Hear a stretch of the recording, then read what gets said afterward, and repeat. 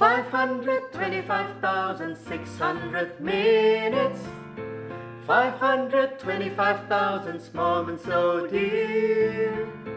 525,600 minutes. How do you measure a year?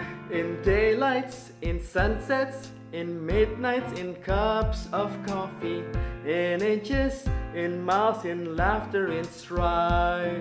In 525,600 minutes, how do you measure a year in a life? Halo, selamat siang. Sungguh kehormatan saya diundang pertama kali dalam acara Indrani. Tanya Indrani. Jadi tanya Mas Indi dan Mbak Rani. Any question. Tapi masing-masing satu pertanyaan. Jadi saya tanya Mbak Rani satu pertanyaan, saya tanya Mas Indi satu pertanyaan, lalu saya tanya satu pertanyaan untuk mereka berdua sekaligus. Nah,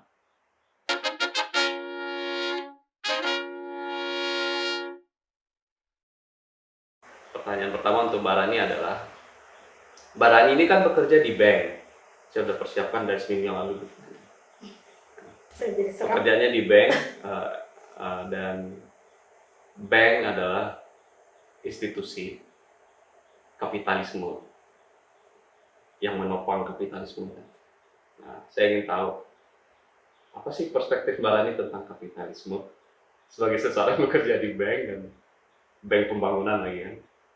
Nah, apakah masih ada masa depan sampai 100 tahun ke depan lagi umat manusianya akan terus hidup di dalam kapitalisme ini dan akan terus berkembang, atau akan menuju sebuah kebangkrutan atau bagaimana?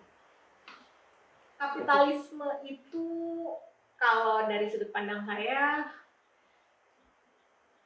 sesuatu yang ada inherent di dalam diri manusia, dan yang dilakukan oleh kapitalisme sebagai sistem hanya memanfaatkan hal-hal itu yang memang sudah ada di diri manusia. Dan seperti yang terjadi di ujung kebangkrutan sistem komunisme, sepertinya membuktikan bahwa kapitalisme prevail.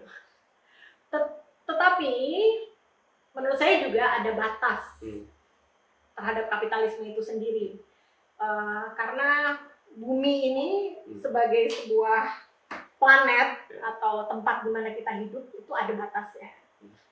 Jadi kalau kapitalisme yang berorientasi kepada mengejar pertumbuhan terus-menerus, saya nggak yakin itu bisa menjadi sesuatu yang terus-menerus terjadi, karena secara fitrahnya alam semesta, sesuatu yang bertumbuh pasti akan berhenti tumbuh dan akan digantikan oleh sesuatu yang baru.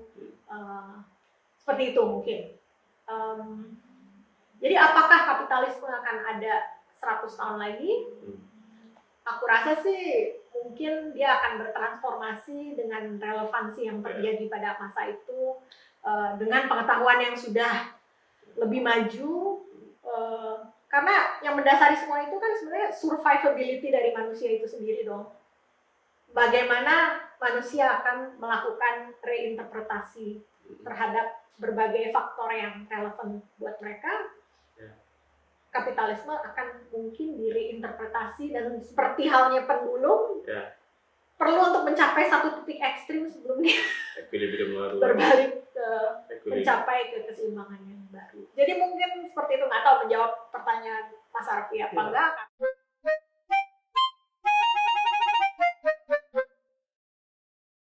Ini pasangan ini unik. Jadi saya kenalan dulu dengan Mas Indi, baru kenalan dengan Mbak Rani, dan saya temanan di Facebook. Tadi ketemu di Zoom, lalu temanan di Facebook. Jadi saya sering stalking, follow, ikutin akunnya dia, dan lucu-lucu memang. Padahal saya niatnya serius loh. Dan satu hal yang ketika saya ditawari untuk menjadi orang yang pertama bertanya kepada mereka, satu hal yang langsung terbersit kepala saya, dan saya tidak pernah bicarakan dengan dia. Mas Indi itu terkesan sangat menikmati hidup, sangat menikmati hidup. Memang jadi sangat inspiring bagi kita ya ngikutin wall Facebooknya lucu-lucu dan sangat menikmati. Dia punya anjing, kemudian jalan-jalan, naik sepeda segala macam. Jadi pertanyaan saya adalah apa makna kehidupan atau hidup bagi Mas ini? Oke. Menurut kita selalu mencari tujuan kan. Dan kadang-kadang tujuan kita, kalau Harari bilang imagine order, kita mengimajinasikan sebuah keselarasan apapun. Itu karena terbawa memori, semua itu karena memori kita kan. Kita punya memori ini yang kita mau bawa sebagai sebuah, kita nggak akan punya imajinasi tanpa memori tersebut. Ya kan? Nah, kita akan terbatas gitu. Nah, yang saya inginkan sekarang, lupakan terlalu banyak memori itu, nostalgia, lupakan terlalu banyak fantasi. Sekarang tugas kita adalah, tujuan hidup kita adalah untuk hidup. The purpose of life is to live. Artinya apa yang kita bisa lakukan saat ini, apa yang kita bisa rasakan saat ini, apa yang kita bisa pikirkan saat ini, ya itu aja kerjakan. Ya. Mungkin ini karena saya sudah tahun ini mau 46 ya, jadi mungkin sayang sekali kalau kita terjebak di masa lalu. Ya, kita juga pernah gagal, kita juga pernah hampir berhasil.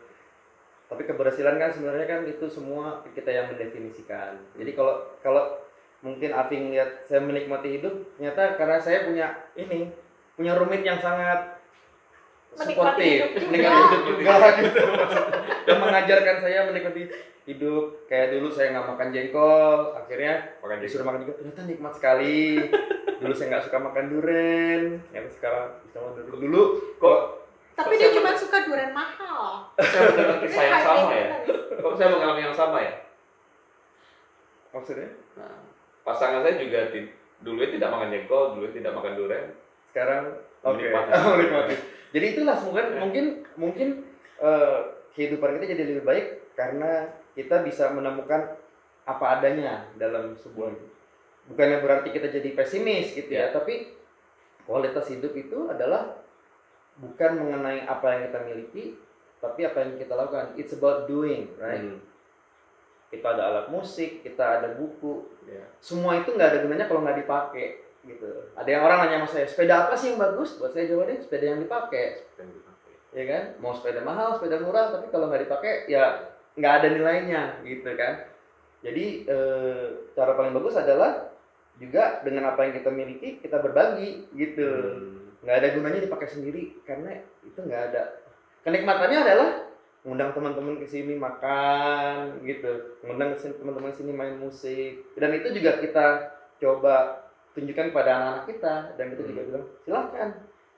Mungkin kesempatannya di saat pandemi ini kita hanya boleh kumpul 8 orang, ya udah gilir lah gitu. Teman-teman yang mau dari teman sekolah mau datang silakan, pagi mungkin 8 sore misalkan seperti itulah ya. Jadi mengajarkan mereka untuk berbagi dengan sesuatu yang mereka buat sendiri. Gitu. Itu mungkin yang harus ditanamkan juga ya. Mengajarkan how to enjoy life ya. Gitu. Tapi tetap harus ada hal yang dilakukan ya. Ya, mungkin karena ini mereka masih sekolah. Benar. Mungkin ini saya baru benar-benar paham maksudnya benar-benar paham diamalkan itu sejak ikut Vipassana meditation. 10 hari, Rani juga, orang tua saya juga, kakak saya juga selama 10 hari. Dan itu 8 tahun lalu. Dan hasilnya nggak immediate, itu mesti benar-benar berdasarkan menerapkan ya. Jadi saya nggak suka kata mengamalkan, menerapkan, melakukan itu. Kadang-kadang tanpa sadar kita melakukan itu juga karena sudah jadi sistem ya. Jadi contohnya kita juga bisa menikmati sesuatu yang mungkin kesannya sangat tidak penting, kayak mungkin cuci piring. Itu sebenarnya bisa menikmati juga cuci piring. Hobi saya nyetrika gitu ya. Barusan sih nyetrika sih jam lalu gitu sebelum datang. Ini beneran? Beneran. Nyetrika baru nyetrika. Kalau saya cuci piring hobinya. Nah, apapun sebetulnya itu sebetulnya bisa membantu kita untuk melatih awareness tadi.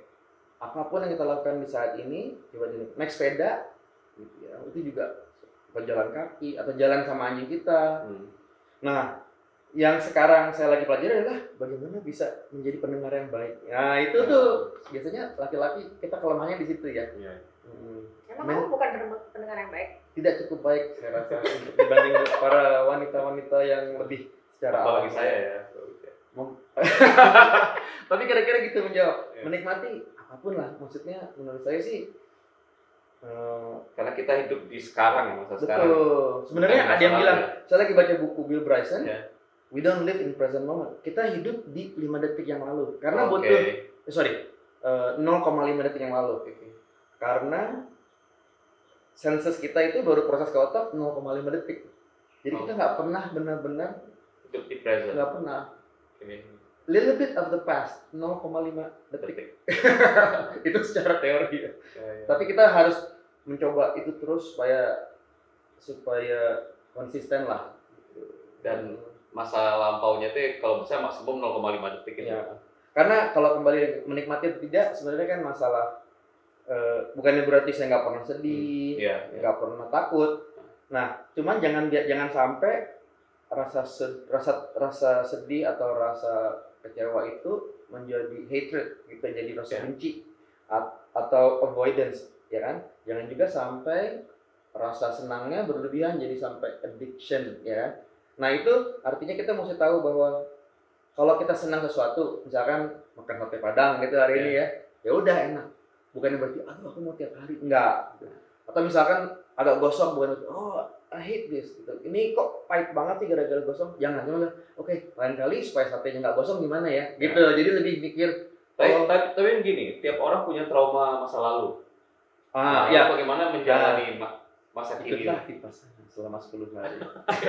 saya bukan guru. Saya tidak berhak untuk mengajar, tapi di situ itu salah satu banyak cara. Ya. Ini salah satu cara yang kebetulan berguna buat saya sama Rani dan keluarga kita. Gitu. Dan belum tentu cocok juga buat semua orang. Ya. Tapi kebetulan kok cocok ya. Gitu. Ya, trauma itu kan pasti setiap orang ada ya, dan itu yang membentuk kita dan bagaimana merespon trauma itu kan semacam siklus yang kita belajar terus dari situ.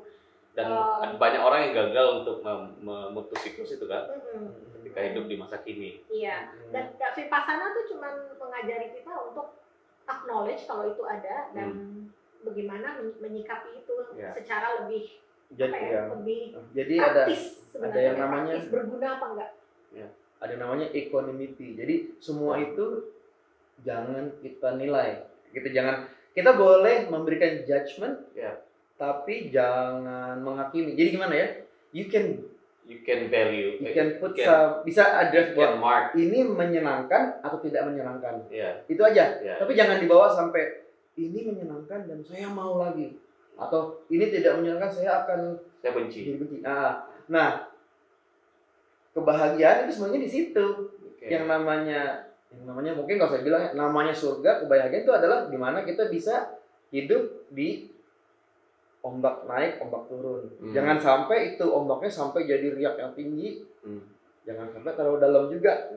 Nah, kira-kira seperti itulah, ya. Nah, yang namanya mungkin neraka itu kalau kita hidup di sesuatu yang di puncak itu terlalu sampai addiction. Atau di sini sampai akhirnya sampai avoidance, sampai hatred. Nah, itu kan sebenarnya kan contoh yang pas gitu dengan day to day gitu ya. Ya itu yang paham kita lah seperti itu. Sebenarnya surga ada di kita. Gitu sebenarnya. Ada di sini enggak usah dicari. Sekarang enggak usah dicari. Tunggu nanti. Gitu loh maksudnya. Karena kualitas hidup kita adalah ya itu sebatas apa yang kita alami sendiri gitu.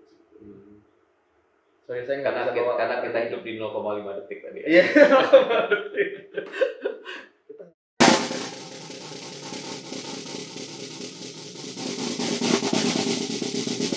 Pertanyaan pamungkas buat keduanya. Karena saya kasih jatah 3 pertanyaan. Ini kan pasangan ya, suami istri, dan tentu menikah. Saya nggak tahu juga persisnya. Menikah pasti. Gak penting sih nikah apa enggaknya. Menikah, kawin gitu ya, bahasa standar ya. Saya ingin tanya, kalian berdua melihat perkawinan itu bagaimana? Apakah dulu ketika awal menikah berbeda dengan hari ini melihat perkawinan? Kemudian nanti ke depan seperti apa? Jadi kan kita tahu hari ini ada fenomena misalnya ada orang pasangan yang hidup serumah tidak menikah, tapi mereka menikmati hidup sebagai pasangan. Kemudian ada juga pasangan yang kita bagi orang Indonesia ya, perkawinan itu kan antara laki dan perempuan, ada yang laki-laki dengan laki-laki, perempuan dengan perempuan. Nah, ini masa depan perkawinan menurut kalian berdua? Sebenarnya nggak ada perubahan, mungkin kalau saya lihat dari awal memang banyak kita punya kesenangan yang sama gitu, ya kan? Punya minat yang sama lah itu dulu, minat yang sama. Kemudian kalau dari segi kapitalis ya, mencari efisiensi, bener nggak? Bener dong, kalau kita bicara kapitalis, bener nggak? Kalau nggak mau, kita kan cost and benefit. Kita kan sebenarnya kan makhluk yang membuat economic decision. Cost benefit, bener kan? Sharing of resources, bener kan? Karena kita hidup di zaman yang sekarang memang bisa kemudian kita harus selalu berpikir ekonomis, gitu. Nah, masalah minat tadi, apakah ada romantisme atau mau apa, itu masalah lain. Tapi sebenarnya ini ya kita ngomong kasarnya, hampir semua pernikahan itu kan karena ada persamaan untuk melakukan hal bersama-sama dan secara efisien gitu, sharing of resources. Kemudian sharing of reproduction system, right? Gitu untuk memastikan bahwa ada replacement rate yang tepat, yaitu 2 anak. Nah, seperti itu contohnya. Dan juga semakin kita sekarang udah tahun ini mau tahun 19 ya. 19 tahun ya? 19 tahun. Oke. Masih muda. Nah, yang saya lihat juga bahwa katakan KB gitu ya.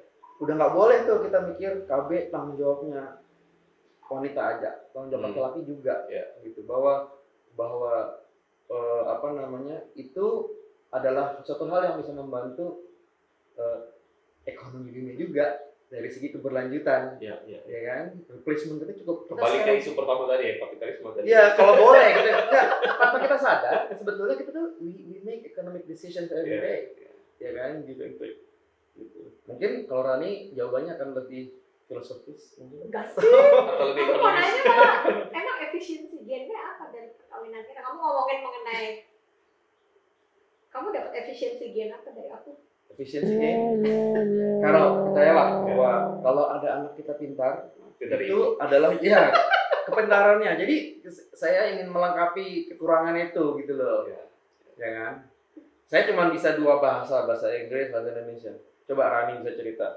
Kalau ada ngomongin intelligence-nya terus terang, itu ya. Kira-kira seperti itu. Kalau dari saya itu tadi tapi pertanyaannya, Mbak Rani dapat apa? Efisiensi apa yang dapatkan dari? Enggak, aku ngasih apa kamu ngasih apa kamu? Efisiensi gen. Sebenarnya tapi lucunya kita nggak pernah bertransaksi gitu loh. Misalkan dia langsung ngerti aja, misalkan saya lagi butuh sendiri, dia nggak ganggu. Gitu. Dia lagi perlu main musik sampai kayak apa, saya nggak ganggu gitu loh ya. Nah, mungkin kalau saya lebih nggak tahu ya. Kalau kita tanya sama anak-anak kita, si Noy sama Kay, kita tanya, gimana answernya? Apaan? Nah, kita pernah nanya sama mereka. Kita kan tanya refleksi mereka kan sebagai anak dari pasangan Indonesia. Sebagai stakeholder. Penerus ya. What do you think about your parents? Terus jawaban mereka berdua sama persis tanpa mereka rencanakan. Bapak, you are just like any other mother. Okay. How about ibu? Oh, ibu is like not like any other mother. But he is like father. She is like. Enggak juga. Aku perlu kampanyekan bahwa dia adalah he for she, seorang laki-laki yang sangat setara dalam menjalani hidup dan perkawinan, sehingga kita punya relasi yang sangat saling mengisi. Mm-mm. Efficiency gain. Iya, sebenarnya itu mencari efisiensi tadi kan. Iya. Gitu. Rani mungkin punya kelebihan satu hal, saya tanpa bicara detail ya. Iya. Cuman saling tahu itu. Mungkin 2 tahun pertama sebelum punya anak tuh saat yang baik. Waktu itu untuk saling tahu plus minusnya. Iya. Gitu. Kayak dia senang sekali belajar. Gitu. Senang sekali belajar. Pokoknya Ya. kalau saya senang Ya kan pentingnya ngomong.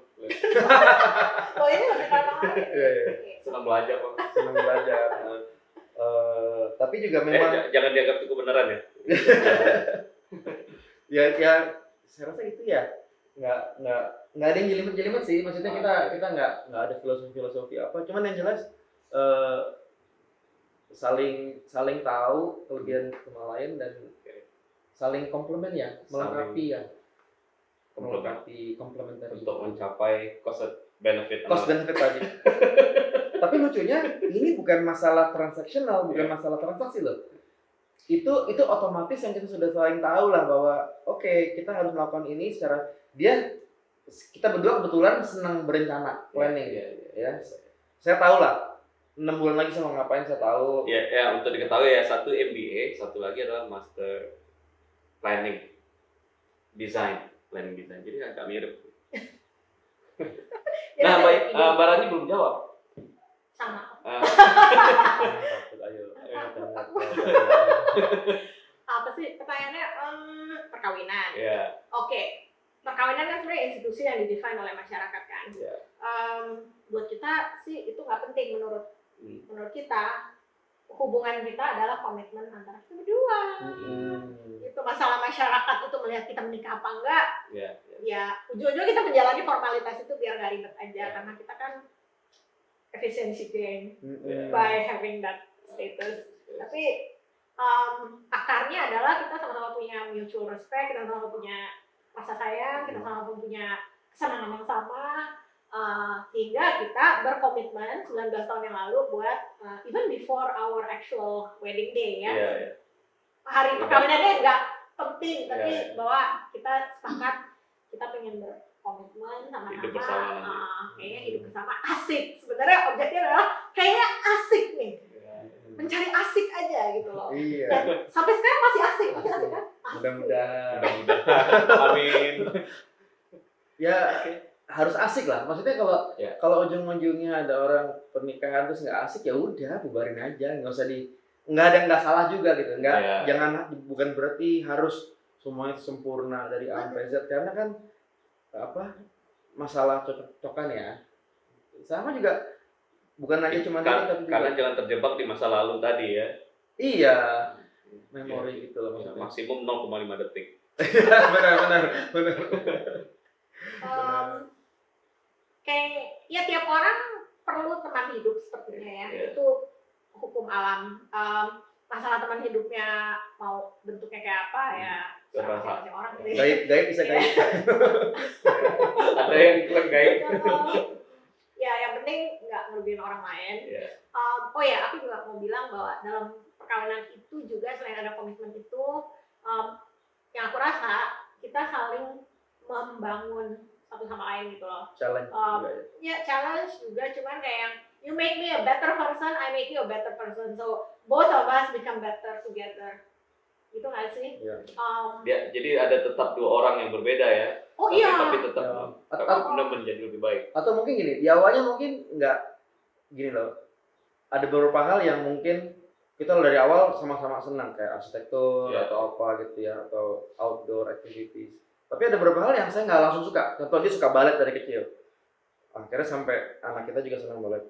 Dan saya juga setahun terakhir ikutan balet juga kan. Ternyata sekarang lebih ngerti. Oh, saya ngerti kenapa Rani sama Noe senang balet. Dan kita kalau nonton balet, kita benar-benar lihat lebih menikmati juga. Gitu. Contohnya seperti itulah ya. Mungkin saya duluan belajar berlayar gitu. Terus dia lagi hamilnya, ternyata ikut belajar juga, sama-sama suka. Jadi kasih kesempatan untuk ikutan gitu. Kita punya kegiatan, jangan cuma bikin ini kegiatan buat saya sendiri sebagai suami. Cari sebuah minat yang dimana hampir semua anggota keluarga, nggak mungkin semua kalau misalnya itu bisa berpartisipasi gitu, ya kan?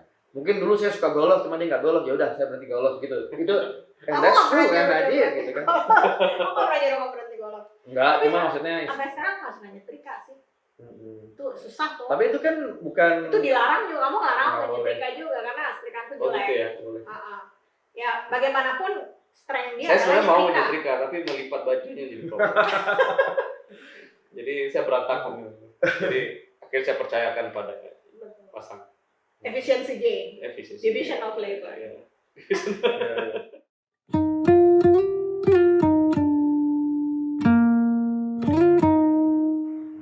Oke, saya rasa kita sudah sampai di ujung acara Tanya Indrani.